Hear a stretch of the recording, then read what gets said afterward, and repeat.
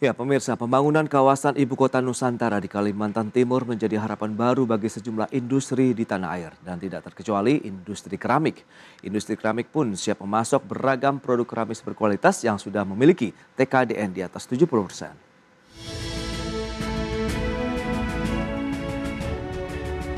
Pemerintah hingga kini terus menggenjot pembangunan kawasan ibu kota Nusantara di Kalimantan dengan mendatangkan investasi baik dari domestik maupun luar negeri. Pembangunan IKN pun masih menjadi harapan dan optimisme baru bagi sejumlah industri di dalam negeri, salah satunya industri keramik.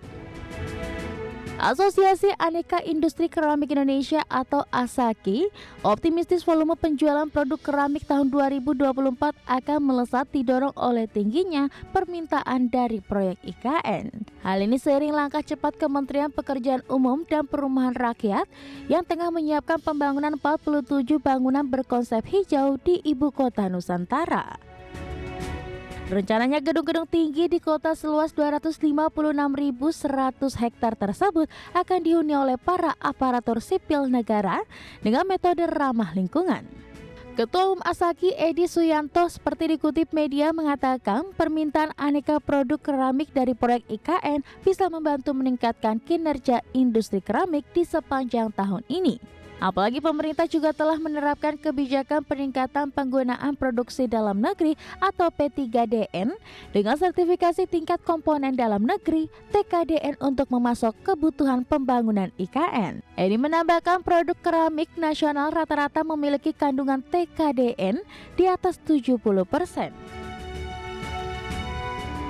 Sementara itu, anggota ASAKI tengah melaksanakan tahapan ekspansi kapasitas sebesar 75 juta meter persegi yang dimulai sejak 2021 dan ditargetkan selesai tahun 2024 ini.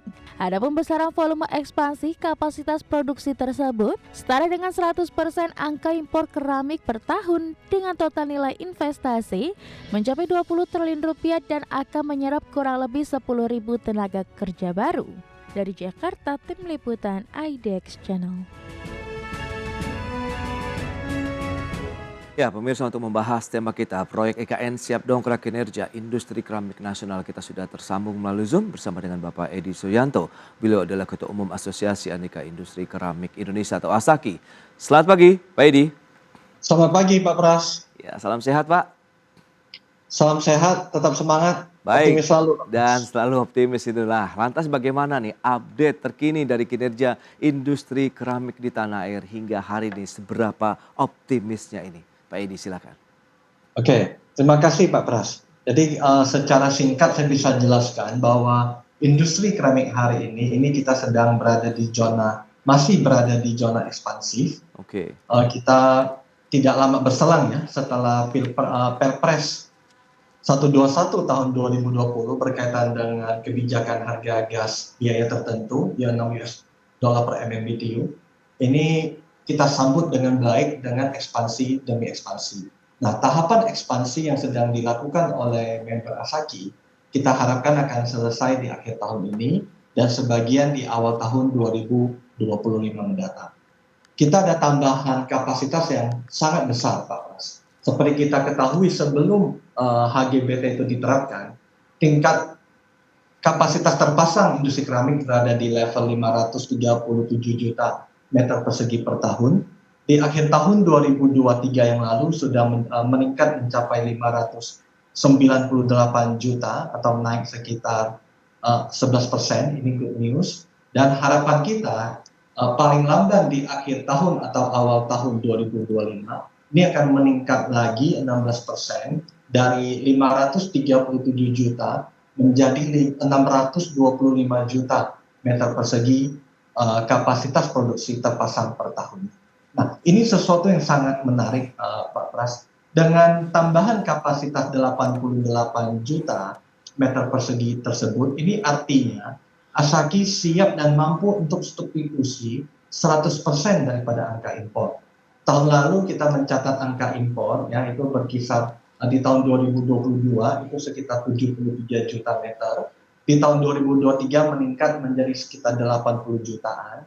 Sehingga yang bisa kita sampaikan dengan selesainya ekspansi ini, industri keramik nasional siap memenuhi semua kebutuhan atau permintaan keramik domestik tanpa harus melakukan kegiatan importasi. Nah, itu adalah good news. Kedua yang kita sampaikan bahwa HGBT ini sudah memberikan multiplier effect yang besar, tidak hanya ekspansi, jelas ekspansi sudah saya sampaikan tadi, ini menelan 20 triliun lebih dan ini akan menyerap lebih daripada 15.000 karyawan baru. Nah, ini juga ada sumbangsinya dari sektor keramik terhadap pendapatan negara, Pak Pras. Dari PPN, PPH, ini jelas sebelum HGBT dan kita bandingkan dengan tahun 2022, ini sudah meningkat 30% nih. Dari 1,6 triliun meningkat menjadi 2,1 triliun. Jadi ini adalah kondisi kita saat ini bahwa posisinya industri keramik dalam posisi ekspansif saat ini. Terima kasih, Pak. Baik, berarti memang luar biasa sekali efektivitas dari harga gas bumi tertentu begitu yang sudah disalurkan pemerintah kepada industri keramik yang salah satunya dari 7 sektor strategis yang mendapatkan HGBT begitu ya, sekitar $6 Amerika per MMBTU begitu. Tapi bagaimana dengan perkembangan ekonomi kita yang di atas 5% dalam beberapa tahun terakhir? Sejauh mana kontribusinya juga nih terhadap peningkatan kinerja industri keramik nasional, Pak Edi? Ya, Asakit masih cukup optimis ya. Kita melihat peluang pasar dan kebutuhan akan bahan bangunan khususnya keramik yang masih besar sekali peluangnya untuk Indonesia. Meskipun di tahun 2023 yang lalu memang kita mencatat ada sedikit penurunan. Namun bagi kami itu adalah sebuah siklus ekonomi yang biasa. Ya, kita tidak melihat itu sebagai hambatan. Di tahun 2023 memang tingkat utilisasi produksi sedikit mengalami penurunan, Pak Pras. Ini karena tentu kami menyesuaikan dengan daya beli masyarakat dan permintaan keramik. Di tahun 2023 seperti kita ketahui, tingkat utilisasi produksi keramik nasional itu berkisar di angka 70%. Ini kita turun ya dibanding 2022 yang sebesar 78% dan di tahun 2021 sebesar 75%. Namun kita sadari bahwa kita harus tetap optimis dan ekspansi itu harus tetap kita jalankan. Nah, ada beberapa faktor memang yang membuat penjualan kita di tahun 2023 mengalami sedikit penurunan. Salah satu yang kita rasakan memang adanya penurunan daya beli masyarakat. Kedua, kinerja ekspornya kita ke negara, terutama negara utama kita adalah sesama negara ASEAN. Ini juga mengalami penurunan. Karena kita tahu ya Pak Pras, semua negara juga sedang berjuang bagaimana keluar daripada krisis ekonomi global. Betul. Tiga, kita juga merasakan adanya impact daripada lambannya penyerapan anggaran belanja pemerintah di tahun 2023. Nah, di samping itu juga kita merasakan belum pulih sepenuhnya sektor properti dalam negeri.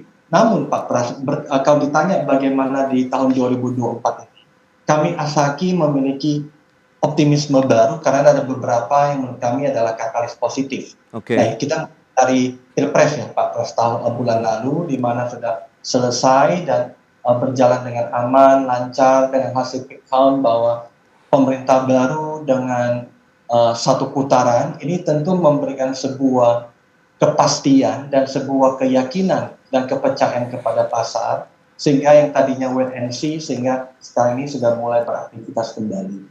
Kedua yang Pak, dengan hasil demikian ini juga memberikan kami industri bahan bangunan khususnya bidang keramik ini melihat bahwa sudah ada kepastian keberlanjutan daripada proyek IKN. Ini tentu sesuatu yang menggembirakan. Di samping itu juga yang kita lihat ada katalis positif di tahun ini bahwa adanya pemberian kebijakan PPN ditanggung oleh pemerintah. Ini untuk perumahan yang sampai batas 5 miliar yang akan diterapkan sepanjang tahun ini. Nah, ini tentu ini akan semakin menguatkan semangatnya kami bahwa akan ada pertumbuhan permintaan keramik. Di samping itu kami juga memiliki harapan bahwa paling lamban di semester 1 ini kebijakan anti dumping terhadap produk Tiongkok ini sudah bisa diimplementasikan. Sehingga kami simpulkan kami memasang target pertumbuhan untuk di tahun 2024 ini. Di mana kalau tadi saya sampaikan utilisasi di tahun 2023 turun ke 70%, tahun ini kami ekspektasi untuk bisa kembali ke angka 75%. Nah, ini artinya ada tambahan output produksi. Tahun lalu realisasi produksi sekitar 410 juta meter per tahun. Di tahun ini kami targetkan bisa meningkat ke 450 sampai 460 juta meter persegi per tahun. Artinya pertumbuhan double digit tingkat produksinya, namun masih di posisi tingkat utilisasi 75%. Kami rasa itu yang bisa kami sampaikan, Oke. Pak.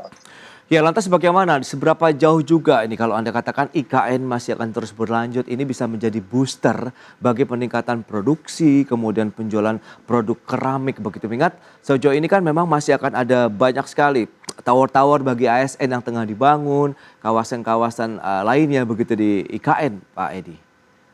Ya, tidak salah Pak Pras bahwa memang IKN ini sangat tepat nih kalau kita sebut sebagai booster khususnya untuk industri bahan bangunan keramik. Oke. Salah satu kita lihat memang IKN ini dari sisi potensinya seperti yang kita peroleh datanya bahwa nilai proyeknya sangat besar, 460 triliun sampai 480 triliun Oke. yang dipakai untuk infrastruktur ya. Di samping itu juga kita melihat jangka waktunya ini juga masih panjang dan berkelanjutan sampai tahun 2045. Di samping itu yang kita lihat bahwa di dalamnya juga ada kebijakan pemanfaatan produk bahan bangunan dalam negeri. Artinya ini ada pelarangan untuk menggunakan produk impor, sehingga ini bagi kita IKN ini merupakan pangsa pasar baru dengan kebutuhan keramik yang masif.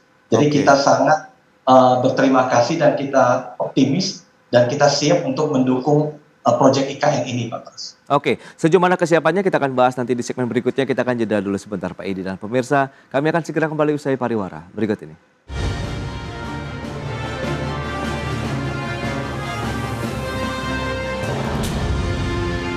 Ya, terima kasih Anda masih bergabung bersama kami dalam Market Review dan kita lanjutkan kembali perbincangan bersama dengan Bapak Edi Suyanto, Ketua Umum Asaki. Ya, Pak Edi, kita akan lanjutkan kembali. Ini menarik kalau memang dari sisi kesiapan tadi sudah Anda sampaikan ada yang melakukan investasi sampai dengan akhir tahun yang di situ akan ada tambahan lagi dari sisi produktivitas. Tapi Anda melihat sejauh mana sih kemampuan industri keramik sendiri untuk memenuhi kebutuhan dari aneka bentuk mungkin ya ataupun produk dari keramik di IKN. Anda melihatnya seperti apa nih? Kita lihat dari satu sisi dulu Pak Pras, dari sisi volume ya. Jadi kalau tadi yang saya sampaikan bahwa industri keramik kita memiliki kapasitas terpasang yang sangat besar. End of this year ya, ini target kita mencapai 625 juta meter persegi. Dan tadi saya sampaikan bahwa kita masih mematok target utilisasi 75%. Artinya ini masih ada kapasitas idle 25%, kurang lebih sekitar 160 juta meter persegi. Yang anytime ini siap siap untuk kita produksi jika memang dibutuhkan. Jadi ini satu. Nah, kedua, berkaitan dari sisi kesiapan Asaki, perlu saya jelaskan juga Pak Pras bahwa tidak hanya keramik ubin aja yang kami siap, bahwa sektor keramik, sektor industri yang tergabung di dalam Asaki ini juga siap, yaitu dari industri sanitari, kemudian ada genteng keramik, sampai ke tableware. Jadi 4 industri ini hari ini siap untuk memenuhi kebutuhan IKN. Nah, berkaitan dengan sektor keramik ubin, kita lebih spesifik di sini. Ya, kita selain memiliki volume yang besar dengan tingkat TKDN di atas mayoritas 75%, kita juga didukung dengan varian produk dengan desain yang up to date sesuai dengan selera masyarakat Indonesia, kemudian juga memiliki kelengkapan daripada varian ukuran. Seperti keramik kita memiliki ukuran 40 x 40 cm, 50 x 50 cm, kemudian keramik untuk dinding yang juga dibutuhkan di IKN mulai dari ukuran kecil 25 x 40 sampai 30 x 60 cm, dan homogeneous style atau granit yang selama ini merupakan kita head to head bersaing dengan produk impor. Kita juga memiliki kelengkapan yang luar biasa dari sisi desain maupun ukuran. Kita punya keramik 60 x 60 cm, 80 x 80 cm, 1 meter x 1 meter, bahkan sampai big slab, Pak Pras, ukuran 1,4 meter kali 3,2 meter. Nah, semua ukuran-ukuran yang tadi saya sampaikan, ini mayoritas memang yang menjadi spek atau kebutuhan keramik untuk IKN. Jadi itu Hmm. yang bisa saya sharing pada ini, Pak Ros, bahwa kita siap segalanya nih. Iya, iya. Berarti dari sisi kesiapan untuk aneka jenis produk yang dibutuhkan untuk pembangunan di IKN sudah ada ya tadi ya, dari ubin, sanitari, bahkan untuk genteng pun semuanya sudah ready. Bahkan TKDN-nya rata-rata untuk yang jenis keramik ubin sudah di atas 70%. 75%, betul. Nah, itu dia. Lantas bagaimana Anda melihat prospeknya? Sejauh mana sih yang sudah terserap? Kemudian bagaimana dengan proses pengirimannya? Mengingat pabrikasinya lebih banyak di wilayah Jawa kah atau sudah ada yang di Kalimantan? Ya, ini pertanyaan yang bagus ya, Pak Pras. Jadi kita informasi yang didapat dari member, memang sejak tahun lalu ya member-member Asaki sudah mulai memasok kebutuhan untuk IKN. Nah, saat ini kami sedang berkoordinasi dengan pemerintah dalam hal ini adalah Kementerian PUPR. Kami sedang meminta data total kebutuhan keramik yang dibutuhkan ya, untuk proyek IKN ini. Meskipun kami tahu semuanya bertahap. Namun angka ini penting bagi kami.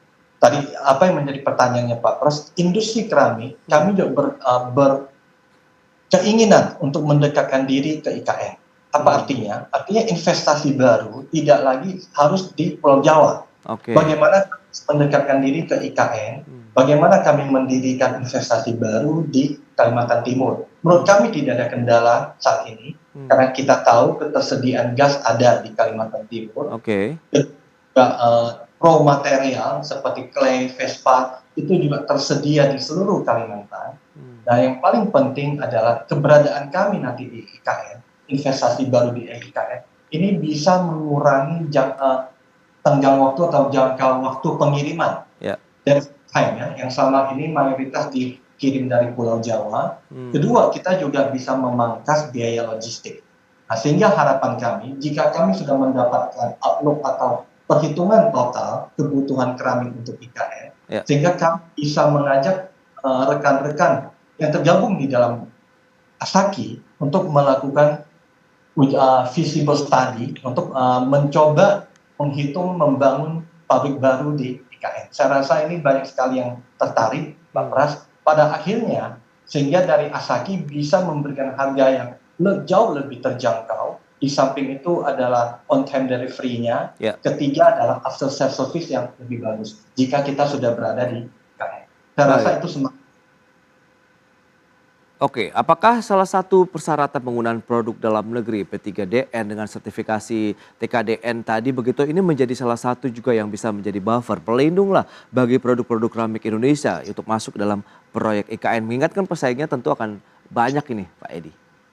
Ya, kami rasa itulah yang harus dijaga betul oleh pemerintah, bahwa tidak ada peluang sama sekali untuk menggunakan sebuah produk impor untuk dimanfaatkan di IKN, karena satu, secara volume kebutuhan kami sangat mumpuni, kita memiliki kapasitas yang besar tadi, 625 juta, sehingga kami yakin kami siap untuk memenuhi semua kebutuhan IKN tanpa harus menggunakan produk impor, karena dari sisi kemampuannya sudah memadai.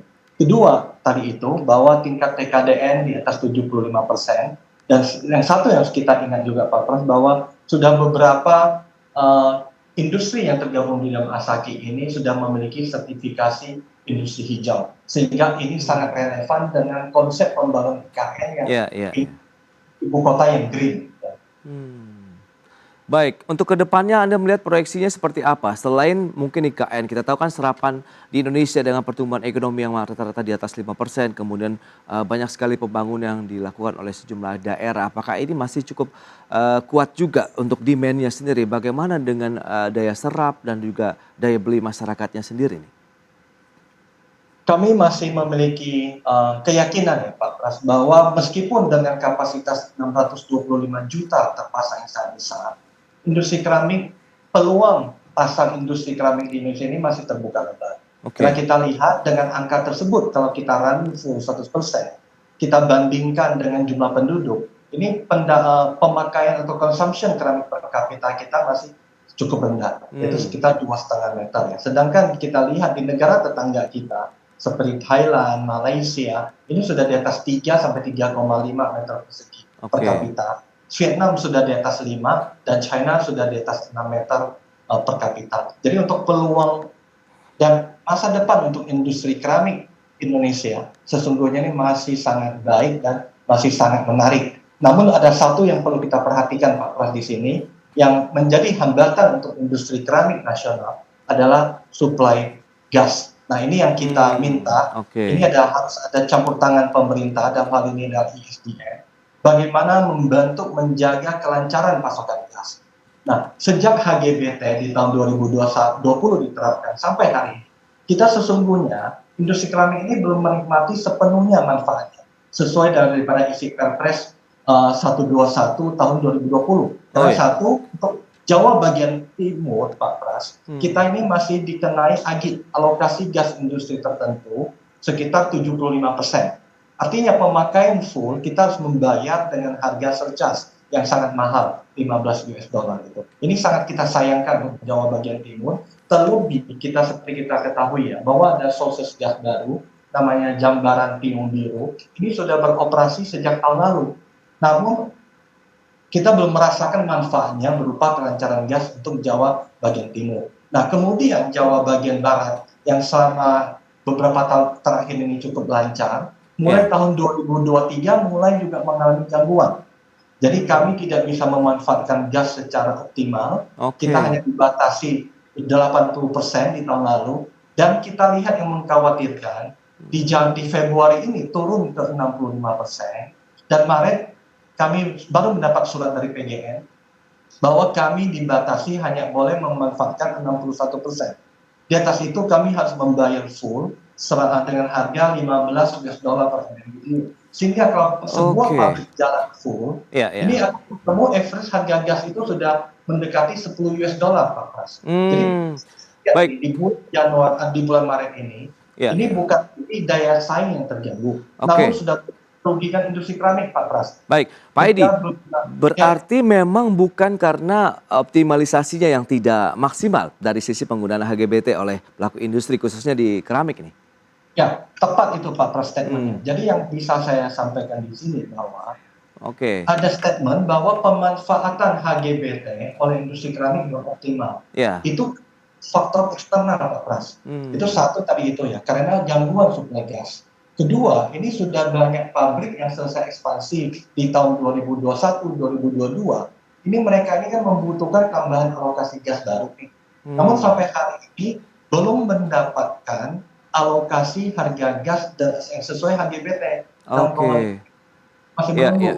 Jadi lebih banyak kedua faktor tersebut. Nah untuk itu kami meminta sekali lagi ini atensi pemerintah, dalam hal ini adalah Kementerian ISDN, untuk membantu mencarikan solusi untuk industri keramik nasional atau industri yang tergabung di dalam HGBT berkaitan dengan gangguan suplai daripada PGN. Saya rasa kita perlu adanya keterbukaan informasi dari PGN sehingga masih bisa dicarikan solusinya oleh pemerintah dalam hal ini.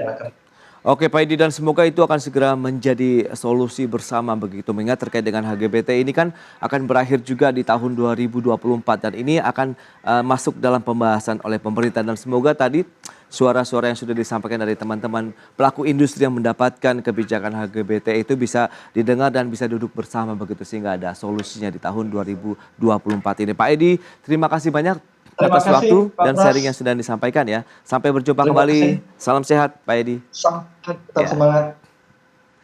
Baik pemirsa, 1 jam sudah saya menemani Anda dalam Market Review. Saya Prasetyo Wibowo beserta kerabat kerja yang bertugas undur diri. Terima kasih dan sampai jumpa.